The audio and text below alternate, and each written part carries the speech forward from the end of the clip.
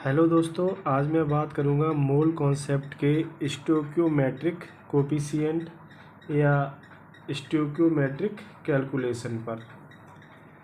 तो इस टाइप के क्वेश्चन को समझने के लिए सबसे पहले मैं आपको एक रिएक्शन के माध्यम से बताना चाह रहा हूँ। जैसे कोई रिएक्शन है A small A plus capital A plus small B capital B, this gives small C capital C plus small D capital D. तो इस स्टोइकियोमेट्रिक कोफिशिएंट क्या होते हैं? जो भी एलिमेंट रिएक्शन कर रहे हैं उसके जो बगल वाला नंबर होता है वो स्टोइकियोमेट्रिक कोफिशिएंट कहलाता है। तो इसमें जैसे दो रिएक्टेंट हैं ए और बी, और ये आपस में रिएक्शन करके क्या बना रहे हैं? सी और डी। तो ए का स्टोइकियोमेट्रिक कोफिशिएंट कितना हो गया है? ए स्मॉल ए, और बी का कितना हो गया है? स्मॉल बी, और सी का कितना हो गया? स्मॉल सी, डी का कितना हो गया? Small D. तो स्टोइकियोमेट्रिक कैलकुलेशन वाले क्वेश्चन में आपको किसी एक रिएक्टेंट का डाटा दिया गया होगा, दूसरे रिएक्टेंट का डाटा पूछा गया होगा, या हम दूसरे शब्दों में ये भी कह सकते हैं कि हमें एक रिएक्टेंट का डाटा दिया गया होगा और दूसरे प्रोडक्ट का डाटा पूछा गया होगा। मतलब ए बी है रिएक्टेंट और सी और डी है प्रोडक्ट। तो प्रोडक्ट में से किसी एक का डाटा दिया गया होगा, तो हमें रिएक्टेंट का डाटा पूछेंगे, और अगर रिएक्टेंट का डाटा दिया गया होगा तो हमसे प्रोडक्ट का डाटा पूछेंगे। या फिर ऐसा भी हो सकता है कि एक रिएक्टेंट का डाटा दिया गया हो और दूसरे रिएक्टेंट का डाटा पूछा गया हो। तो इस टाइप के क्वेश्चन को सॉल्व करने के लिए आपको कुछ नहीं करना है, सिर्फ ये करना है, जो भी रिएक्टेंट और प्रोडक्ट के कोफिशिएंट दिए गए हों उनको 1/में लिख लेना है। तो क्या 1/में लिख कर और मोल से मल्टीप्लाई कर देंगे, और सबके जो मोल आएंगे रिएक्टेंट ए के, रिएक्टेंट बी के, रिएक्टेंट सी के, रिएक्टेंट डी के, वो बराबर कर देंगे। इस तरह से जैसे small A mole of A equal to small B mole of B equal to C, small C है, ठीक है, ये small C equal to mole of capital C is equal to small D mole of capital D. आपको ये कर देना है अगर इस टाइप का क्वेश्चन कहीं पर आए। अब जैसे हम डायरेक्टली क्वेश्चन पर आएंगे, क्योंकि ऐसे अगर थ्योरी के माध्यम से अगर कुछ चीज़ें रहती हैं ना, नहीं समझ में आती, तो वो क्वेश्चन के माध्यम से समझना चाहिए। और ये इस टाइप के क्वेश्चन थोड़े कैलकुलेटिव होते हैं, तो फिर लोगों को इसमें प्रॉब्लम आती है सॉल्व करने में। तो हम सीधे नीट का अनसॉल्व पेपर उठाने वाले हैं, ठीक है। नीट का ये जो उसमें जो MTG है इसका लास्ट ईयर की PYQ, तो उसमें हेडिंग वाइज दिया गया है। तो उसमें हम सबसे पहले हम स्टोइकियोमेट्रिक कैलकुलेशन के बारे में क्वेश्चन करेंगे, ठीक है। क्योंकि और बाकी जो टॉपिक है वो थोड़े इजी पड़ जाते हैं मूल कॉन्सेप्ट में, लेकिन ये जो टॉपिक है स्टोइकियोमेट्रिक कैलकुलेशन, तो ये कैलकुलेटिव है, थोड़ा दिक्कत आती है क्वेश्चन को सॉल्व करने में। तो देखो पहला ही क्वेश्चन क्या बोला है, जो पहला क्वेश्चन है हमसे क्या बोला है उसमें, what mass of 95% pure calcium carbonate will be required to neutralise 50 ml of 0.5 molar HCl solution according to the following reaction. ये रिएक्शन दी है, ठीक है, यानी कि ये रिएक्शन दी गई है और हमसे पूछा क्या है, what mass of 95% pure calcium carbonate, यानी कि क्या प्योर कैल्शियम कार्बोनेट का मास पूछा गया कि प्योर कैल्शियम कार्बोनेट कितना होगा। और डाटा हमें किसका दिया है? HCl का डाटा दिया गया है, और हमसे डाटा किसका पूछा गया है? कैल्शियम कार्बोनेट का, जो हम आपको पहले ही बता चुके थे कि एक रिएक्टेंट का डाटा दे देंगे दूसरे का पूछ लेंगे, या एक रिएक्टेंट का दे देंगे तो दूसरे प्रोडक्ट का डाटा पूछ लेंगे। तो इस क्वेश्चन में देखो कैसे करेंगे, हम रिएक्शन लिखेंगे।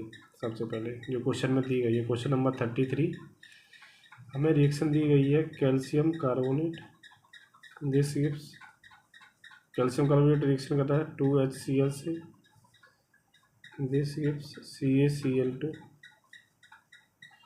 Equals plus CO2 gas plus 2H2O plus 2H2O liquid.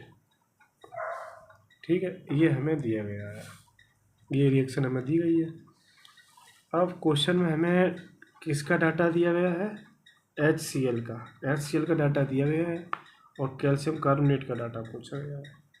तो हमने आपको बताया था वही करना है आपको, जो रिएक्टेंट का कोफिशिएंट हो या स्टोइकोमेट्रिक कोफिशिएंट हो उसको डिवाइड कर लेंगे, मतलब 1/, करके लिख लेंगे और मोल लिख देंगे जो जिसके भी हमसे पूछी गई हो। ऐसे ही हम जिसका डाटा दिया है गया है उसके साथ भी ऐसा ही करेंगे। तो कैल्शियम कार्बोनेट का कोफिशिएंट यहाँ पर 1 है, तो 1/1 multiply mole of CaCO3 equal to 1/2 mole of HCl। ठीक है, इतना समझ आ गया होगा। तो मोल हमें ये, अब मोल को हमें पता है, मोल हमसे पूछा गया है क्या, वेट पूछा गया है, वो भी कितना 95% प्योर वेट हो, तो मोल को कन्वर्ट कर लेंगे किस में, वेट अपॉन मॉलिक्यूलर वेट में। तो हमने सपोज मान लिया इसका वेट है कैल्शियम कार्बोनेट का x वेट है, x ग्राम, और जो कितने परसेंट प्योर है 95% प्योर है, कितने परसेंट 95, मल्टीप्लाई 95% अपॉन 100। और मॉलिक्यूलर वेट कितना होता है कैल्शियम कार्बोनेट का 100, तो ये भी 100 से डिवाइड कर देंगे यहाँ भी, इक्वल टू 1/2। अब देखो मोल ऑफ HCl, हमें मोल ऑफ HCl को कन्वर्ट करना है किस में, जो डाटा दिया गया है उसके माध्यम से यहाँ पर लिखना है। तो 50 ml ऑफ 0.5 मोलर HCl। तो देखो ग्राम इक्विवेलेंट जो होता है ना, जो mole equal to balance factor जिसे हम N से रिप्रेजेंट करते हैं, ये होता है ग्राम इक्विवेलेंट के बराबर, कितने ग्राम इक्विवेलेंट, यानी कि 1 ग्राम इक्विवेलेंट के बराबर कह सकते हैं ये। और जो ग्राम इक्विवेलेंट होता है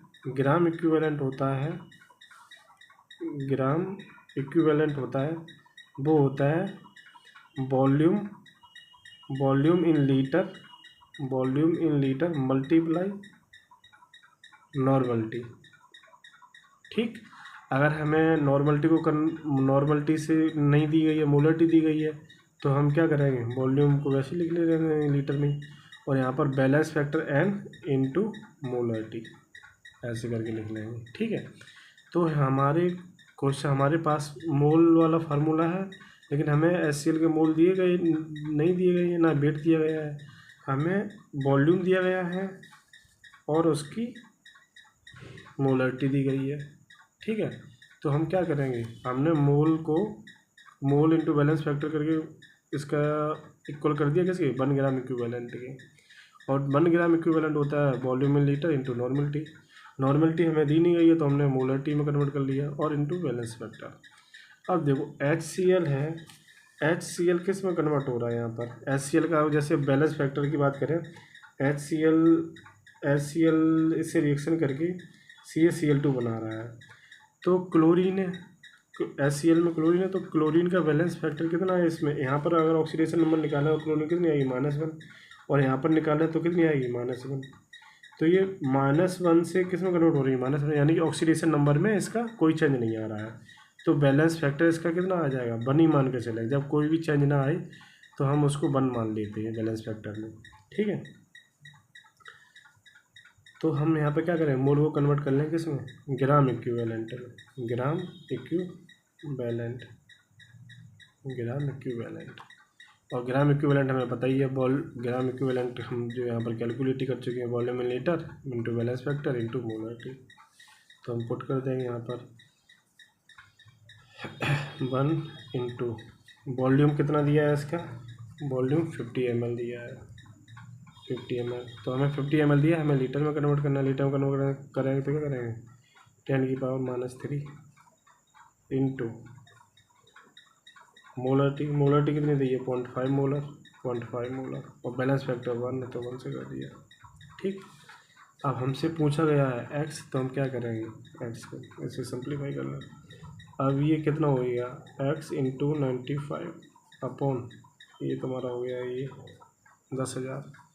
अब ये जब इधर जाएगा, जब ये वैल्यू इधर जाएगी तो कैसे कैसे करेंगे calculate, x into 95 equal to 1/2 50 into 10⁻³ into 0.5 और इंटू 1 का कोई मतलब नहीं है तो, और ये इधर से ये इसमें मल्टीप्लाई हो जाएगा तो कितना हो जाएगा 10⁻⁴। इसको ऐसे भी लिख सकते हैं। ठीक है, अब ये 10⁻⁴ प्लस की है, ये 10⁻³ माइनस की है, और एक ये पॉइंट यहाँ पर भी है, तो ये पॉइंट अगर हम यहाँ हटाएंगे तो ये पावर में चला जाएगा, तो 10 की पावर कितनी हो जाएगी -4, ये 10 की पावर -4 इसको मिलाकर, तो इसकी प्लस की ये कैंसिल हो जाएगी। ठीक है, ये यहाँ से कैंसिल हो गया और ये 2 से हमारा 25 का बाहर चला गया। ठीक, और 25 5 जा कितना होता है 125, कितना है समझ में, तो हमारा कितना आया x into 95 is equal to हो गया 125। अब हम इसको सिंप्लीफाई कर देंगे, x इक्वल टू 125 अपॉन 95। अब इसे 5 से काट दीजिए, 5 दूनी 10, 2 बचे, 5 25 और 5 सेकंड 5 और 4 बचे, 5 नहीं 45। अब जब हम इसको सॉल्व करेंगे तो हमारा ये पूरा आंसर निकल कर आएगा 19 बन जा 91, 19 एकन 19। ठीक, और फिर इसमें से 6 बचे तो 19 दियो 57, तो ये तुम्हारा लगभग 2 ग्राम, ये समथिंग आंसर आपका आ जाएगा। ठीक है,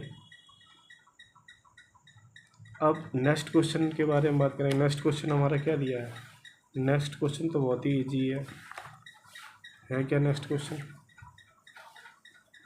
नेक्स्ट क्वेश्चन है the number of mole of hydrogen molecule required to produce 20 mole of ammonia through Haber's process. ठीक है, क्वेश्चन पढ़ लिया, the number of mole of hydrogen molecule required to produce 20 moles of ammonia through Haber's process.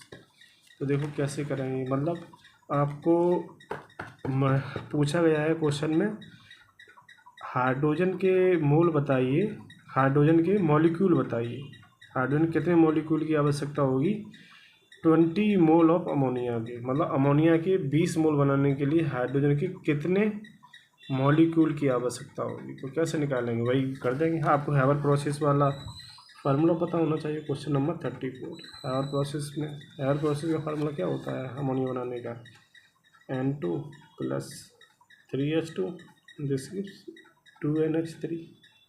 ठीक, अब वही कर देंगे। हमें हाइड्रोजन के पूछे गए हैं, किसके पूछे गए हैं, हाइड्रोजन के मॉलिक्यूल पूछे गए हैं, और अमोनिया के हमें दिए गए हैं, तो क्या करेंगे 1/3 mole of H2 equal to 1/2 mole of NH3, sorry. ठीक, अब देखो the number of mole of hydrogen molecule, hydrogen के मॉलिक्यूल निकालने हैं, बस सॉरी हाइड्रोजन के मोल निकालने हैं। क्या निकालने हैं, हाइड्रोजन के मोल निकालने हैं। अमोनिया के मोल हमें दिए गए हैं, तो हमें कैसे करेंगे 1/3 हाइड्रोजन के, तो हमें मोल निकाले, तो हमने मान लिया x मोल है इसके इक्वल टू 1/2, और अमोनिया के मोल कितने दिए गए हैं, देखो अमोनिया के 20 मोल दिए गए हैं, तो यहाँ पर अमोनिया के 20 मोल पुट कर देंगे, ये चला जाएगा 2 एकन 2 10, तो अमोनिया के कितने मोल निकल कर आ जाएंगे हमारे पास 30 मोल निकल कर आ जाएंगे। कितने 30 मोल कितने निकल कर आ जाएंगे अमोनिया के। उम्मीद करते हैं कि समझ में आया होगा। नेक्स्ट क्वेश्चन करते हैं। नेक्स्ट क्वेश्चन हमें क्या दिया गया है, नेक्स्ट क्वेश्चन दिया गया the density of 2 molar equals solution of NaOH is 1.28 ग्राम पर centimetre cube, the molarity of the solution is given that molecular mass of NaOH is 40 ग्राम पर मोल। बहुत सरल क्वेश्चन है। अब ये मोलरिटी का क्वेश्चन है, मोलरिटी का, अगर आपको मोलरिटी की डेफिनेशन पता होगी तो आप ये क्वेश्चन आसानी से निकाल लेंगे। मोलरिटी का क्वेश्चन ये हो गया। क्वेश्चन नंबर आपका 35, क्वेश्चन नंबर 35 ये क्वेश्चन बन गया आपका मोलरिटी का। तो मोलरिटी का क्वेश्चन है, मोलरिटी की डेफिनेशन क्या होती है? मोलरिटी की डेफिनेशन होती है नंबर ऑफ मोल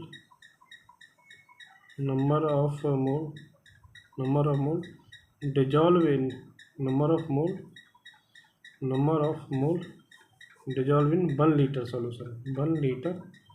सॉल्यूशन, ठीक है, 1 लीटर सॉल्यूशन। इसकी हम फार्मूला बनाए तो क्या होना है, N/V, और ये वॉल्यूम किस में होना चाहिए, लीटर में, ठीक। ये फार्मूला लगा दिया आपने। अब पूछा क्या है इसमें, मोलरिटी पूछी है, सॉरी। अब हाँ ये तो सही है, फार्मूला तो ये होता है, लेकिन मोलरिटी अगर आपको मोल दिए गए हो और मोलरिटी पूछी गई हो तो ये फार्मूला लगा देंगे। लेकिन हमें डेंसिटी दी गई है, क्या दी गई है, डेंसिटी दी गई है। मोलरिटी गिवन है और हमसे पूछी गई है मोलरिटी जिसको हम स्मॉल m से रिप्रेजेंट करते हैं। मोलरिटी ये होती है,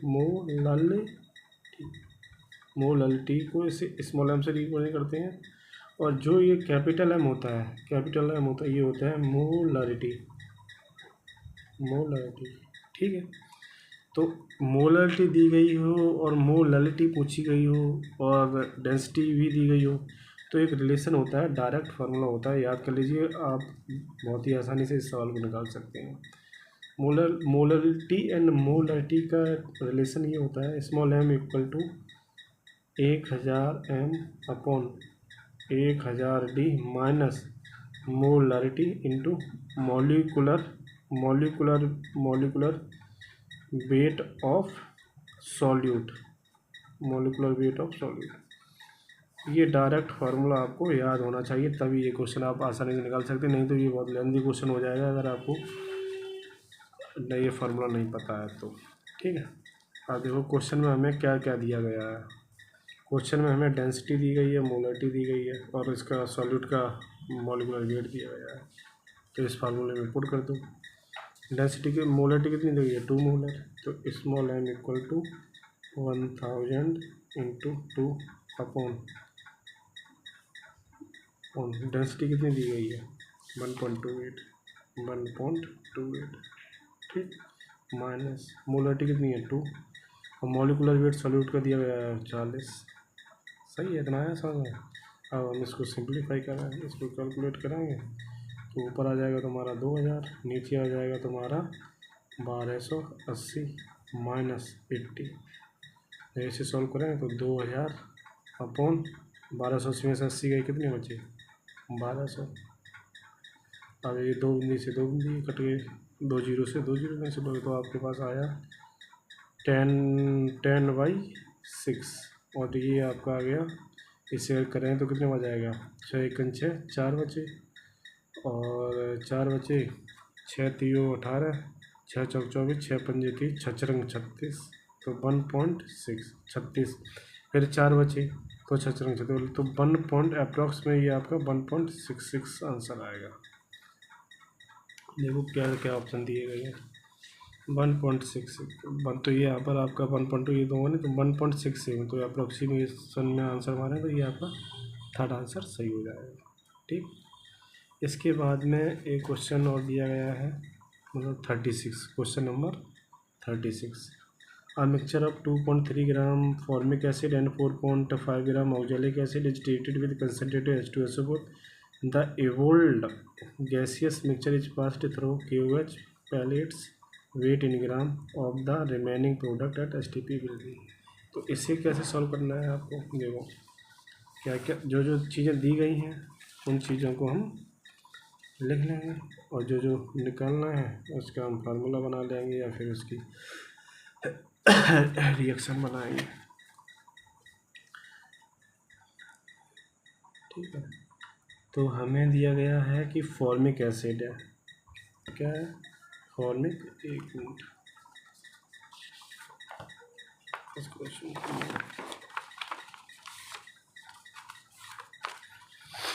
अब सही है। ठीक है, क्वेश्चन भी समझ में आएगा वो भी। फॉर्मिक एसिड दिया गया जिसका फार्मूला होता है COOH। ठीक, कितना दिया गया? 2.3 ग्राम दिया गया है। और ऑक्जेलिक एसिड दिया गया है जिसका फार्मूला होता है COOH और COOH। ठीक, is treated with concentrated H2SO4। तो इसकी जब H2SO4 से रिएक्शन कराएंगे तो क्या बनेगा? इसकी H2SO4 से रिएक्शन कराएंगे तो क्या बनेगा? देखो क्या क्या बनेगा यहाँ पर। आपकी जब इससे रिएक्शन कराएंगे तो बनेगा CO बनेगा। ठीक, एक CO बनेगा और आपका बनेगा H2O बनेगा। H2O लिक्विड है, ये H2O बनेगा। मतलब ये कंसनट्रेटेड H2SO4 होता है ना, ये डिहाइड्रेटिंग एजेंट होता है। कौन होता है? Dehydrating agent. तो कोई भी ऑर्गेनिक कंपाउंड होते हैं वहाँ से ये वाटर को रिमूव कर देता है। कंसनट्रेटेड H2SO, ये कंसनट्रेटेड है। कैसा? कंसनट्रेटेड। और कंसनट्रेटेड है तो ये किसी भी ऑर्गेनिक कंपाउंड से रिएक्शन करेगा तो वहाँ से वाटर को ज़रूरी निकालेगा। अब इससे भी ऑक्जेलिक एसिड से जब रिएक्शन कराई जाती है, कंसनट्रेटेड ये भी है, तो इससे रिएक्शन करती है तो यहाँ से देखो एक CO2 निकल जाएगी और एक CO निकल जाएगा और बाकी का जो वाटर की फॉर्म निकल जाएगा।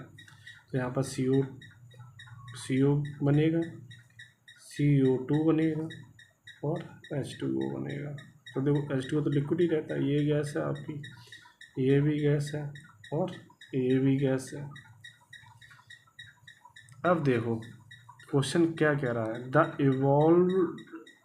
Evolved gaseous mixture is passed through KOH pellets. अब देखो तुम्हें एक इसकी जनरल नॉलेज होनी चाहिए कि जब हम CO2 को बायो में भी आप लोग पढ़ते होंगे, जब हाफ लीफ एक्सपेरिमेंट करते हैं बायो में, तो वहाँ पर CO2 का मतलब वहाँ पर फोटोसिंथेसिस में ये देखते हैं कि CO2 का फोटोसिंथेसिस में क्या रोल है, यानी उसका रोल है कि नहीं है। तो उसमें एक KOH सॉक्ड बीकर में लीफ को ढक देते हैं, ऐसे कुछ होता। तो वहाँ पर KOH जो होता है वो CO2 को एब्जॉर्व कर लेता है, और CO2 को एब्जॉर्व कर लेता है तो वो फोटोसिंथेसिस हो नहीं पाती है। तो वहाँ पर फोटोसिंथेसिस नहीं हो पाती है तो प्लांट है अपना भोजन बना नहीं पाता है। तो मोटा मोटा यहाँ पर ये समझ लीजिए आप कि जो CO2 होती है जो CO2 वो KOH से रिएक्शन करके KOH से रिएक्शन कर लेती है, और KOH से रिएक्शन करेगी तो क्या बनाएगा? ये K2CO3 बना देती है। क्या बना देती है? K2CO3। और K2CO3 एक आयनिक कंपाउंड है, ये इसके बारे में हम बाद में बात करेंगे। अभी फ़िलहाल ये समझ लो CO2 है वो KOH से रिएक्शन करके K2CO3 बना देती है। अब CO की बात आती है, CO KOH से रिएक्शन करता नहीं है, CO की रिएक्शन KOH से होती नहीं है। तो जब हम फॉर्मिक एसिड को और ऑक्जेलिक एसिड को कंसनट्रेटेड H2SO4 के साथ में ट्रीट कराएंगे, फिर जो गैसियस मिक्सचर इवॉल्व होगा, जो बनेगा गैसियस मिक्सचर, उसको हम KOH पैलेट्स के माध्यम से गुजारेंगे। तो क्वेश्चन में कह रहे हैं कि कौन सी गैस है जो, मतलब कौन सा गैस है जो रिमेनिंग हो, मतलब जो बची रहेगी, रिएक्शन नहीं करेगी, उसका वेट पूछा है। उसका वेट पूछा कि ऐसी गैस बताइए जो KOH पैलेट से पास करें और वो मतलब रिएक्ट ना करे, एब्जॉर्ब ना हो उसमें STP पर। ठीक है, इतना समझ में आ गया होगा उम्मीद करते हैं। तो फिर हम क्या करेंगे? अब हम इसके मोल निकालें पहले। तो 2.3 ग्राम ये है और फॉर्मिक एसिड है। फॉर्मिक एसिड का अगर आप मॉलिक्यूलर वेट निकाल लेंगे तो इसका 46 निकल कर आएगा मॉलिक्यूलर वेट फॉर्मिक एसिड का। HCOOH, तो ये 2 हाइड्रोजन की, कार्बन की 12 और ऑक्सीजन की 2, तो 32 ये हो गया। तो आपका ये 46 निकल कर आएगा। तो 46 का मोल जानते ही आप, मोल की डेफिनेशन जानते ही हैं, वेट अपॉन मॉलिक्यूलर वेट। तो 46, तो ये आपका आ जाएगा लगभग 1/20। इसी तरह हमें ऑक्जेलिक एसिड की अमाउंट कितनी दी है, ऑक्जेलिक एसिड की 4.5 हमें ऑक्जेलिक एसिड दिया है।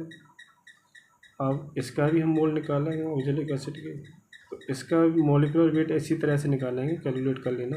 ऑक्जेलिक एसिड का मॉलिक्यूलर वेट आता है 90, और इसको भी जब सॉल्व करें तो 1/20 आएगा। कितना आएगा, 1/20। इतना समझ में आया? ठीक। अब जो हमें गैसेस मिले, अब देखो कोई भी मोल कॉन्सेप्ट में एक ही होता है कि जितने मोल रिएक्ट करते हैं, अगर जैसे मान लो 2 रिएक्टेंट हैं, दोनों के मोल बराबर बराबर हैं, तो उतना ही मोल प्रोडक्ट का बनेगा। और लिमिटिंग रीजेंट का कॉन्सेप्ट आप जानते हैं, जो लिमिटिंग होगा उसी के हिसाब से प्रोडक्ट बनेगा। तो यहाँ पर अगर 1/20 मोल H2SO4 से रिएक्शन कर रहे हैं फॉर्मिक एसिड के, तो कार्बन मोनोऑक्साइड है जो CO है, उसके भी 1/20 मोल बनेंगे। ठीक है, क्योंकि हमें H2SO4 का डाटा कुछ दिया नहीं गया है, तो हम इसका डाटा कांस्टेंट मान ले रहे हैं कि इसका कोई डाटा होगा, मतलब जो जिसकी जो मोल है, इसका भी हम मोल को एक फिक्स मान ले रहे हैं कि इसके मोल के बारे में हम बात नहीं करें। जब हमें इसका कोई ना वेट दिया है ना इसके कोई मोल दिए, तो हम इसको एक तरह से इग्नोर मान के चल रहे हैं। बस इसका हम ये यहाँ पर रोज पढ़ाएंगे कि ये H2SO4 है, वो डिहाइड्रेटिंग एजेंट की तरह काम कर रहा है। जब ये रिएक्शन कर रहा है तो हमें CO2 बढ़ रही है, CO बढ़ रहा है और H2O बढ़ रहा है। तो इसी तरह इसका ऑक्जेलिक एसिड में देखें, इसके कितने आए, 1/20। तो इसके जो कार्बन मोनोऑक्साइड है यहाँ पर भी 1/20 बनेंगे, और CO2 है इसके भी 1/20 बनेंगे। ठीक। अब जो हमारे पास गैसेस मिक्सचर बनकर तैयार होगा CO या इस वाली रिएक्शन से CO गैस, इसके कितना है 1/20 मोल, प्लस ये वाली रिएक्शन से CO के मोल, CO 1/20 मोल, और CO2 गैस, इसके भी कितने आए 1/20। तो अब इसको QH पे पास कराया गया, इस गैसियस मिक्सचर को, ये गैसियस मिक्सचर है, ये गैसियस मिक्सचर है, इसको QH पर पास कराया गया। किस पर, QH पर। तो QH पर जब ये पास कराई जाएगी तो CO2 तो रिएक्ट कर जाएगी, CO2 रिएक्ट करके बना देगी K2CO3। ठीक। लेकिन यहाँ पर जो CO है ये बचे रहेंगे, जब ये बचे रहेंगे ये रिएक्शन ही नहीं कराएंगे, तो यही हमारे रिमेनिंग प्रोडक्ट हो जाएंगे। क्या हो जाएंगे, रिमेनिंग प्रोडक्ट। और यहाँ पर कितने CO के मोल बचेंगे, कितने बचेंगे, 1/20। तो 1/20 कितना हो गया, 1/10। तो हमारा जो रिमेनिंग अमाउंट है CO की जो रिमेनिंग अमाउंट है वो कितनी मिली हमें, 1/20 प्लस 1/20, और ये कितना आया जो कैलकुलेट करें तो 1/10। तो ये मोल आए, कितने आए, CO कितने मोल आए। लेकिन हमें क्या पूछा है, इसमें वेट पूछा है, किसका, जो रिमेनिंग प्रोडक्ट है। तो इसके जो प्रोडक्ट है इसको सॉल्व करें तो इसको 0.1 मोल बचा है, 0.1 मोल में सेव कर सकते हैं। अब इसका हमसे वेट पूछा है, तो CO का weight of CO upon molecular weight of CO equal to mole 0.1। तो वेट ऑफ CO कितना, 0.1 इंटू मॉलिकुलर वेट। अब मॉलिकुलर वेट इसका CO को निकालो, कितना निकलेगा, कार्बन 12 और ऑक्सीजन 16, 12 और 16 कितने हो गए, 28, 12 16 28। ये 28 कैसे मल्टीप्लाई करो तो कितना आ जाएगा, 2.8 ग्राम। उम्मीद करते हैं समझ में आया होगा। तो यहाँ पर आपका आंसर कितना हो जाएगा, 2.8 ग्राम आपका आंसर इसमें हो जाएगा। सही है। नेक्स्ट क्वेश्चन पर बात करते हैं।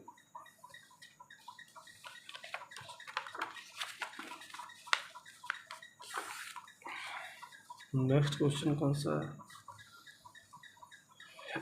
What is the mass of precipitate formed when 50 ml of 16.9% solution of AgNO3 is mixed with 50 ml of 5.8% NaCl solution. ठीक। 2015 का क्वेश्चन है, काफ़ी कैलकुलेटिव है लेकिन कॉन्सेप्चुअल है। ठीक है। तो देखो क्या क्या दिया है हमें, what is the mass of precipitate, precipitate का मास पूछा है कि कितना प्रेसिपिटेट बनेगा।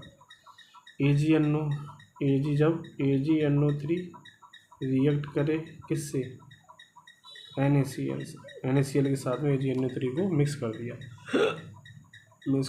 तो ये रिएक्शन होगी, क्या बनेगा, NaNO3 प्लस NaNO3 और ये क्या बन जाएगा, AgCl। ठीक है। HNO3 का हमें क्या क्या दिया है, HNO3 कितना दिया है, 50 ml of 16.9% solution of AgNO, तो लिख लो 50 ml 16.9। NaCl कितना दिया है, NaCl का ये भी 50 ml और 5.8% है। ठीक। अब देखो एक चीज़ हम तुम्हें बता दें, ये आप लोग ये मन में मतलब अच्छे से याद कर लो कि जो 1 लीटर होता है, 1 लीटर जो वैल्यू होती है वो लगभग 1000 ग्राम के बराबर होती है। कितने, 1000 ग्राम। ठीक है, ये डाटा आप याद कर लो। तो यहाँ पर हमें 50 ml दिया गया है AgNO3, उसकी परसेंटेज कितनी है, 16.9%। तो हम 15, जब 1 लीटर 1000 ग्राम के बराबर होता है तो 15 ml को हम किसके बराबर कर दें, मतलब जब 1000 लीटर, जैसे 1 लीटर है, 1 लीटर को हम ये भी तो कह सकते हैं 1000 ml। 1000 ml किसके बराबर होता है, 1000 ग्राम के बराबर। तो हम ये कह सकते हैं 50 ml जो है वो 50 ग्राम के बराबर होगा, ये भी तो बोल सकते हैं। तो हम लिखेंगे 50 ml को 50 ग्राम के बराबर लिख ले रहे, किसके बराबर, 50 ग्राम के, और इसकी परसेंटेज कितनी दी गई है, 16.9%। ठीक, यानी कि 50 ग्राम में 50 ग्राम है AgNO3 है, उसमें इसकी परसेंटेज कितनी है, 16.9%। 16.9%। तो इसका एग्जैक्ट हम वैल्यू निकालें तो कितनी आएगी, 50 मल्टीप्लाई 16.9 अपॉन परसेंटेज दिए तो 100 कर देंगे। तो जब हम ये डाटा कैलकुलेट करेंगे तो हमारे पास कितना आंसर आएगा, मतलब ये 50 से 1 कटो, 50 दूनी 100 और ये 2 से ये कर दो, 2 अट्ठी 16 पॉइंट, 2 चौकू 8, 1 बचा, 2 पंजे 10, 8.45। इसी तरह हम NaCl का रेट के बारे में कैलकुलेट करेंगे। तो इसको 50 ml को, इसको भी 50 ग्राम के बराबर कर लेंगे, 50 ग्राम 5.8%। इसके भी हम 50 ग्राम में परसेंटेज निकाल लेंगे, तो 50 इंटू 5.8 अपॉन 100, 50 दूनी 100 और 2 दूनी 4, 1 बचा, 2 नम 18। ठीक है, तो हमारी ये वैल्यू निकल कर आई, मतलब इसका एग्जैक्ट वेट निकल कर आ गया। AgNO3 का एग्जैक्ट वेट निकल कर आया 8.4 ग्राम और NaCl का एग्जैक्ट वेट निकल कर आया 2.9 ग्राम। ठीक है, इतना वेट निकल कर आ गया हमारे पास। और हमसे पूछा क्या है, what is the mass of precipitate, मतलब ये प्रेसिपिटेट हमारा कौन बनेगा, प्रेसिपिटेट बनाएगा AgCl। कौन बनाएगा, mass of what is the mass of precipitate, तो प्रेसिपिटेट AgCl का ही प्रेसिपिटेट बनेगा। इसका मास पूछा है। अब हम इन दोनों में हम लिमिटिंग रीजेंट निकाल लें। तो लिमिटिंग रीजेंट कैसे निकालते हैं, लिमिटिंग रीजेंट क्या निकालते हैं, मोल अपॉन कोफिशिएंट। तो हमें ये जो डाटा दिया है ये ग्राम में दिया, मतलब वेट दिया है, इस वेट से हम मोल में पहले जाएं, फिर उसके बाद में हम वो निकालें, इसका मॉलिक्यूलर वेट निकालें। मॉलिक्यूलर वेट निकालने के बाद में फिर इसका लिमिटिंग रीजन निकालें। तो कैसे निकालेंगे, 8.45 अपॉन AgNO3 का मॉलिक्यूलर वेट निकालेंगे। तो कैसे निकालेंगे, डाटा दिया है देखो, AgNO3 का मॉलिक्यूलर वेट निकालना पहले। AgNO3 का Ag की वैल्यू कितनी है, क्या होता है मॉलिक्यूलर वेट इसका, एटॉमिक नंबर, एटॉमिक वेट कितना होता है 107, इससे हम अप्रॉक्सीमेट 108 मान लेंगे।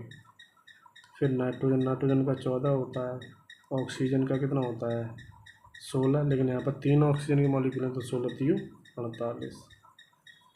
तो 8 और 8 16, 16 और 4 20 की 0 हासिल 2, और 4 और 1 5, 5 और 2 हासिल लगी थी 2, 5 और 2 7 हो गए, और एक ये 170, 170।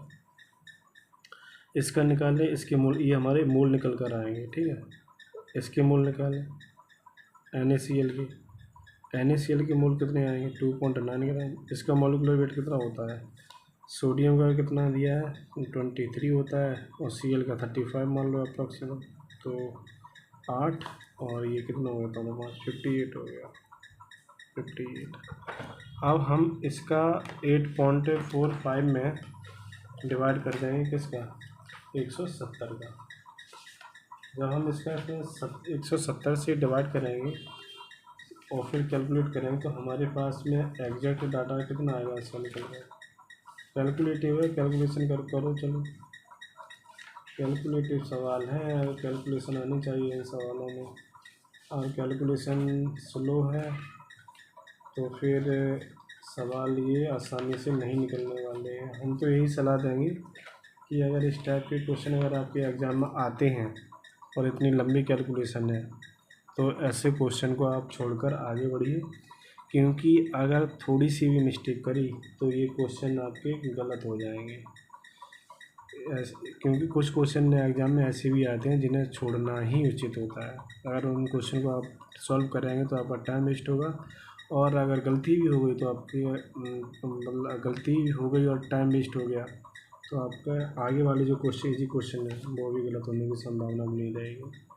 तो इसका डाटा हमने पूरा कैलकुलेशन करके निकाला है, कैलकुलेटर से, क्योंकि इतना लंबा डाटा है तो फिर सॉल्व कराना तो कोई ना कोई मेथड अपनाना पड़ेगा। ये सब छोड़ने वाले सवाल हैं एग्जाम में। इसको सॉल्व करेंगे तो ये कितना आएगा 0.049, और इसको सॉल्व करेंगे तो ये भी हमारा आएगा 0.049, ठीक। यानी कि दोनों की वैल्यू सेम आ गई। अब दोनों की वैल्यू सेम आ गई तो वही दोनों कंज्यूम हो जाएंगे, AgNO3 भी नहीं बचेगा, NaCl भी नहीं बचेगा। तो हमारा यही जो जितना ये बना है इतनी हमारे NaNO3 बनेगा, और उतना ही हमारा AgCl बनेगा। तो हमें प्रेसिपिटेट का वेट निकालना था, तो जो हमारे AgCl है वो AgCl की वैल्यू कितनी आएगी, ये भी हमारी 0.49 मोल बनेंगे इसकी। लेकिन हमें इसका निकालना है वेट, तो वेट कैसे निकालना है, तो मोल कितने ही निकले इतने 0.49 और वेट अपॉन मॉलिकुलर वेट, तो वेट बराबर 0.049 into molecular wait. Molecular weight इसका कितना निकल कर आएगा, मॉलिकुलर वेट अगर इसका निकालेंगे AgCl का, तो AgCl का मॉलिकुलर वेट निकल कर आता है 143। निकाल लो, यही निकाल लो, क्या दिक्कत है। Ag का कितना दिया है 108 होता है लगभग, और AgCl का कितना होता है 35, तो 8 5 13 और ये 4, तो ये 143 निकल कर आएगा अब 143। अब जब इसका कैलकुलेशन करेंगे तो हमारा जो वैल्यू आएगी अप्रॉक्सीमेट 7.03 निकल कर आएगी। यही आंसर हो जाएगा हमारा। इस टाइप के सवाल आए तो क्वेश्चन में छोड़ो, कोई ज़्यादा लेंथी सवाल देख लो तो तुरंत छोड़ो, आगे बढ़ो। तो हमारा इसका आंसर हो जाएगा, हमारा सेकंड आंसर हो जाएगा। कौन सा सेकंड। फिर उसके बाद हम क्वेश्चन नंबर 38 पे आते हैं। क्वेश्चन नंबर 38 क्या कहता है, देखो question number 38, question number 38, 20 gram of magnesium carbonate sample decompose on heating to give carbon dioxide and 8 gram magnesium oxide. What will be the percentage purity of magnesium carbonate in the compound. तो reaction बना लो, जो जिसके बारे में बात करिए उसकी रिएक्शन बनाओ। Magnesium carbonate MgCO3, magnesium carbonate sample decompose on heating, जब ये डिकम्पोज होता है इसको हीट करते हैं तो मैग्नीशियम ऑक्साइड बनाता है और CO2 बनाता है। ये रिएक्शन पता होनी चाहिए सबसे पहले, इस क्वेश्चन को सॉल्व करने से पहले ये रिएक्शन पता होनी चाहिए। अगर रिएक्शन पता है तो सॉल्व कर लेंगे, अगर रिएक्शन नहीं पता तो ये कुछ नहीं आगे कर पाएंगे। मूल कॉन्सेप्ट को समझने से पहले ये रिएक्शन समझ आनी चाहिए। एसिड की रिएक्शन है, ठीक। तो 20 ग्राम हमें मैग्नीशियम कार्बोनेट दिया गया, कितना ग्राम, 20 ग्राम। ये डीकम्पोज हो रहा है तो कार्बन डाइऑक्साइड बना रहा है और 8 ग्राम बना रहा है हमारा मैग्नीशियम ऑक्साइड। परसेंटेज प्योरिटी निकालनी है किसकी, मैग्नीशियम कार्बोनेट की। तो हमने आपको बताया था अभी स्टोइकियोमेट्रिक को भी कैलकुलेशन कैसे करते हैं, 1/1 यानी कि इसका 1 है और नीचे इसका कोफिशिएंट कितना है 1, तो 1/1 कोफिशिएंट नीचे डिवाइड में आता है ना, इसलिए 1/1 और मोल ऑफ MgCO3, देखो मोल ऑफ MgCO3 बराबर 1/1, इसका भी कोफिशिएंट 1 है तो 1/1 इंटू मोल ऑफ MgO, ठीक। तो अब मोल को हम किस में कन्वर्ट कर लें, वेट अपन मॉलिकुलर वेट में, तो इसको वेट अपॉन मॉलिकुलर वेट, इसको भी वेट अपॉन मॉलिकुलर वेट। अब हमसे पूछा है परसेंटेज प्योरिटी पूछी है, हालांकि हमें 20 ग्राम दिया गया, तो ये कह रहे हैं 20 ग्राम दिया गया लेकिन इसे प्योर MgCO3 कितना है, तो हमने मान लिया 20 में X%, वेट कितना दिया है 20 ग्राम, हमने मान लिया 20 में X% जो है, X% वो क्या है, प्योर है, 20 में X% प्योर है, और बाकी की जो है वो 80%, 20 मतलब 20 तो ग्राम दिया ही ना उसका, तो वेट दिया ही है, तो 20 ग्राम में हमने मान लिया X% प्योर है, और फिर उसका ये हमने मॉलिकुलर वेट से डिवाइड कर दिया, तो MgCO3 का मॉलिकुलर वेट शायद 84 आता है, 84 आता है, कैलकुलेट करेंगे तो आ जाएगा। फिर वेट ऑफ मैग्नीशियम, वेट इसका दिया ही है 8 ग्राम molecular weight,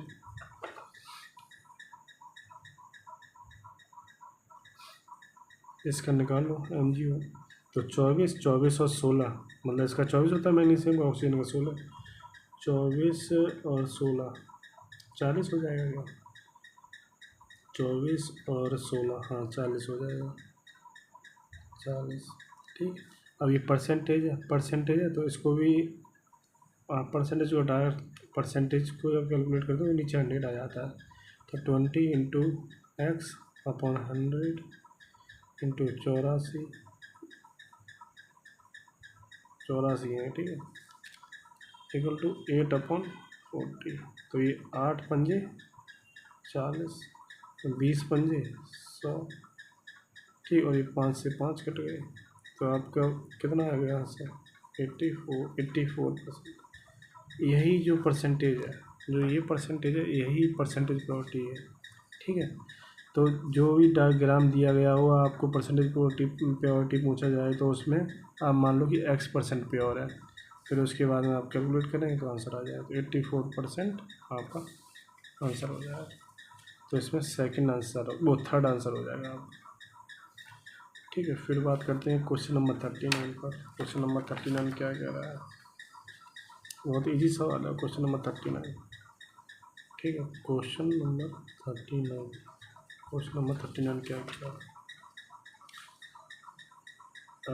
22.4 litre H2 is mixed with 11.2 litre of Cl2 each at STP, the mole of HCl formed is equal to, तो रिएक्शन बनाओ H2 plus Cl2, this gives 2HCl। Reaction बनाने आने चाहिए इन question में, reaction बनाना ही नहीं आएगा तो mole concept तो बिल्कुल निकाल ही देते से कभी आने वाला है, हाँ, ठीक है। तो इसका कितना दिया लीटर है, हाइड्रोजन का कितना अमाउंट दिया है 22.4 लीटर, और क्लोरीन में कितना दिया है 11.2 लीटर, ठीक है, एट STP पर दिए गए मोल ऑफ प्रोडक्ट फॉर। अच्छा, हमें एक बात आप ये बता दीजिए, इन H2 और Cl2 में लिमिटिंग कौन है, तो वही जो वैल्यू कम होगी वही, तो अब आप इसमें कहेंगे कि मोल निकालो, लीटर में दिया तो मोल से भी निकाल लो, वॉल्यूम के रेशियो से भी निकाल लो, तो अगर आप मोल निकाल लेंगे तो चलो मोल से ही निकाल ले रहे हैं आपकी आप समझाने के लिए। तो इसी लीटर में हमें दिया था, लीटर था ये, ठीक है, वॉल्यूम था लीटर लीटर में, इससे मोल निकाल लो। तो कैसे निकालो मोल? वॉल्यूम और volume at S T P, volume at S T P. तो इसके H2 के आ जाएंगे और इधर Cl2 के आ जाएंगे। तो 11.2 upon volume at S T P, volume at S T P. तो वॉल्यूम इसके कितना 22.4 अपॉन 22.4, तो इसका कितना आ जाएगा 1। तो इसके कितने आएंगे 11.2 अपॉन 22.4, इसका आ जाएगा आपका 0.5।